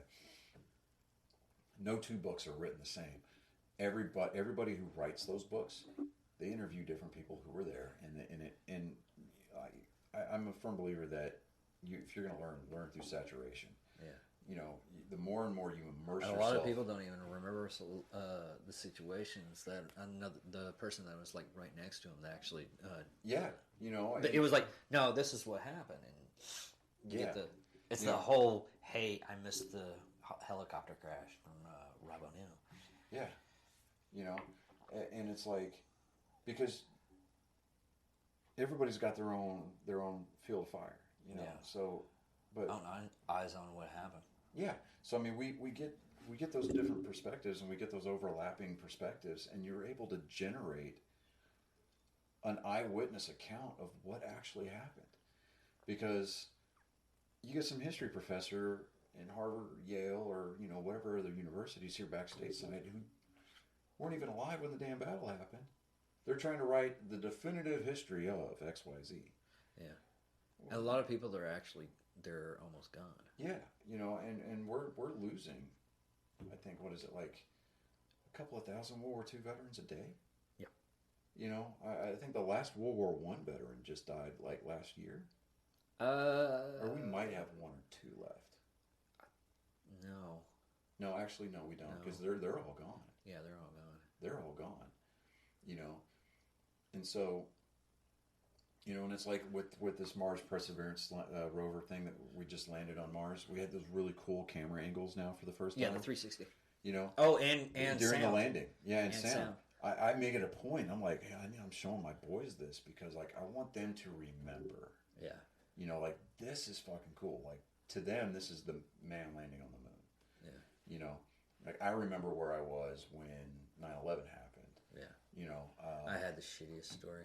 Yeah, I was at work. I almost got fired because my boss thought that I was kidding whenever I told her we were under attack, and this was before the second plane hit. I was playing video games. We were doing an exercise, so I was supposed to... basically, it was known that the base would be shut down for the exercise. Yeah. So I still thought we were on an exercise, and I was playing video games. And see, I went into a recruiting office. Oh, wow. I went into a recruiting office to re-enlist, and some E7 wouldn't even give me the fucking time of day. Didn't turn around, didn't say shit. And I'm sitting there watching over his shoulder. I mean, I'm talking mad shit to this guy. I'm like, dude, you get up with your fucking ass and come do your job. You know, I want to go back to the 101st. I want to go back to the infantry. Send me back to no slack. You know, it would have been just easy. Just hey, boom, boom, boom, boom. Because at that point, a lot of people have that story. They wanted to go back in, what but the after fuck is a waiver? You know. Yeah. And but this guy wouldn't turn around. You know, and I watched the second plane hit. Right there in his office. And he just refused to acknowledge me. So I'm like, all right, fuck it, whatever, man. So I went back to work, and you know. And probably about a week later, you got a phone call. No, I didn't actually. Oh, really? I kept trying to get reenlisted, and they just, you know, they were either too busy because they had people trying to sign up, or you know, whatever. Eventually, waivers became an issue, and I'm like, all right, fine, whatever. So I just kind of chalked it up as, you know, maybe God was trying to tell me that this wasn't supposed to be my fight. And which is fine, because, you know, the way that my life kind of worked out is, you know, here I am 2 divorces later, and I've got amazing kids. And, you know, if I'd have gotten back in, stayed in, you know, I wouldn't have my 2 youngest boys. I wouldn't have my 11-year-old and my 9-year-old. Yeah. And, I mean, you know, hindsight being 2020, whatever you want to call it, you know, my life would be irrevocably different and considerably more lacking if I didn't have my 2 kids. Yeah. You know, my 2 youngest boys. You know, so, you know, it's nice to be able to sit back and kind of look at things through that prism. But, you know, at the end of the day, you know, I can not necessarily rest on my laurels, but just kind of look back and say, you know what? Yeah, I was an infantryman in the Army. I was a paratrooper. I was an air assault guy. You know, and I served with, again, like I said at the beginning of this episode, that I served with some of the best degenerates I've ever had the pleasure of meeting in my entire life. It's usually what happens in situations like that, though. Yeah, you know, I mean, we can give each other shit, and we check on each other, and, you know, I mean, we chat, you know, not as often as I would like, but, you know, we still talk. And, you know, I mean, we've got our lives, and we've all moved on past that, but we can all look back. Yeah. And, you know, kind of reminisce about when shit was a lot easier, you know.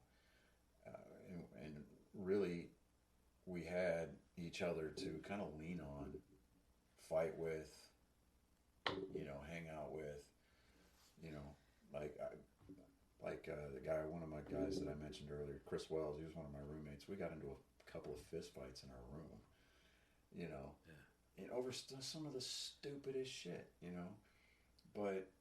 Was it pubic hair on one of the bars of soap or something like that? No, it was usually involving a girl, but. Oh, yeah. You know, I mean, you know, and there was, I think maybe there was a few fights that had been, you know, alcohol fueled, but whatever.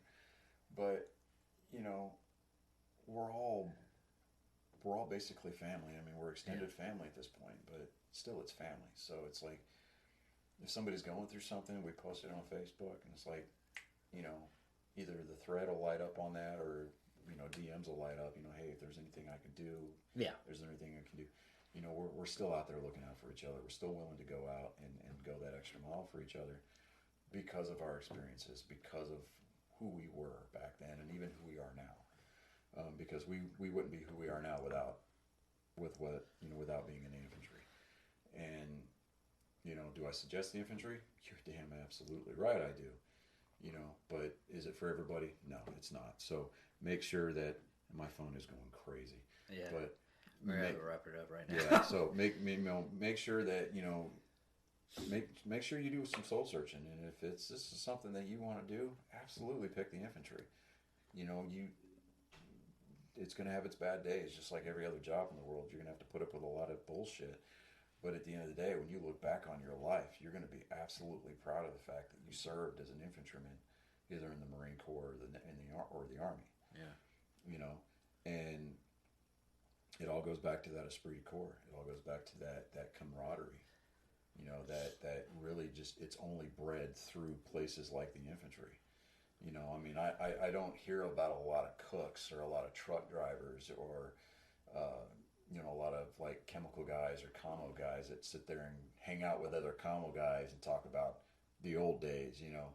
But you see a lot of infantrymen, you see a lot of sailors, especially, you know, because they're in those confined spaces, those confined quarters, those environments that force that cohesiveness. Yeah, I had a talk with a submariner.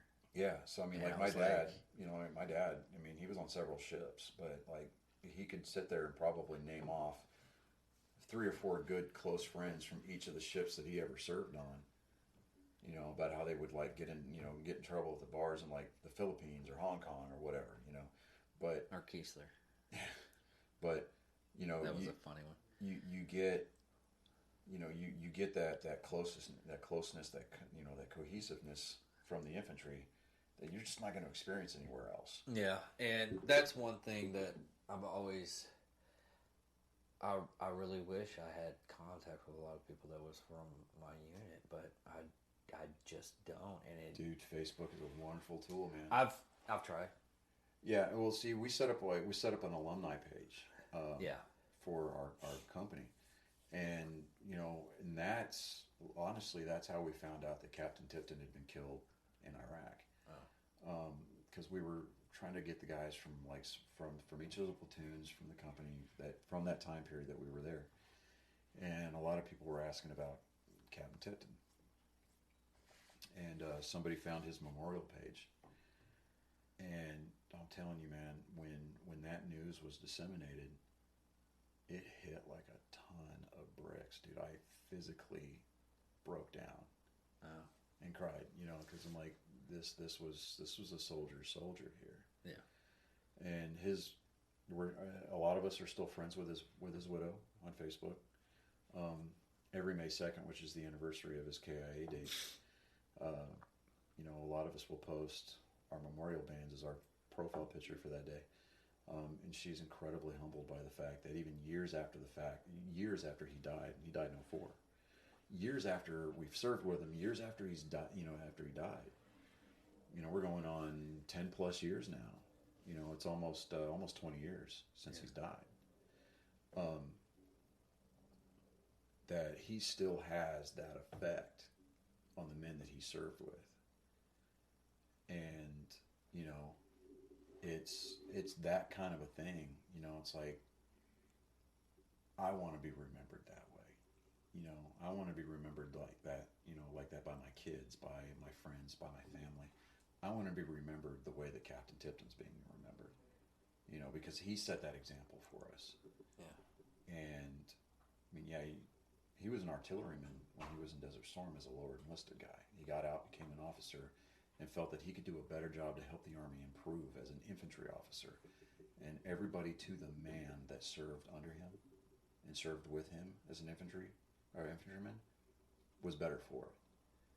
And that's the kind of thing that a lot of guys that join the infantry, they aspire to, is to come out better because of the people that you're with. Yeah. And I was just lucky to have served with one of the best human beings that I've ever had the honor of serving with.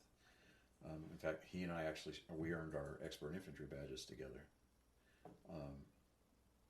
You know, so I mean, that's something that I can carry around with me, and you know, and it helps get me through those days. You know, when just like it's just rough. You know, like because you look back and you think and you remember and you start to miss that. You start to miss those guys, and you start to miss the people that you know are not with us anymore. And you remember those good experiences, and you remember just who they were. And what was it? General Patton said that we shouldn't mourn those who have died. But we should celebrate those who, you know, we should celebrate them because they lived. Yeah. You know, and that's really, that encapsulates a lot of it. You know, for, you know, combat MOSs just in general, or even just in life. You know, is the fact that, yeah, well, they may not have been the greatest human being 100% of their lives. You got to experience them at their peak. Yeah.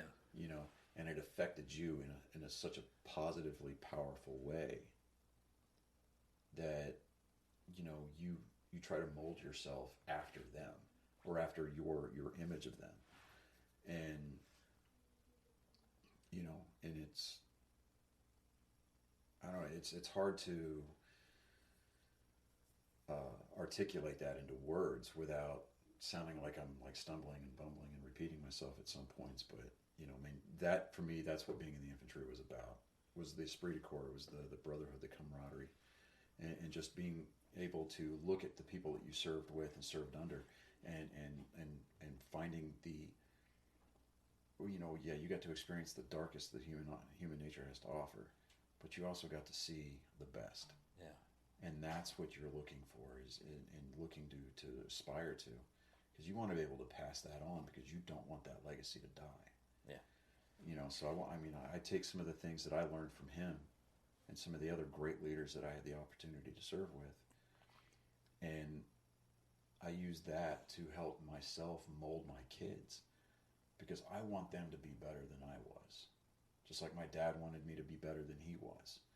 You know, so I mean, if we're not, as a parent, not looking to have our children be better than we were, then sign your rights off and just go somewhere else, because you're just wasting that kid's time, and you're really just doing a disservice to human, you know, to the human race in general.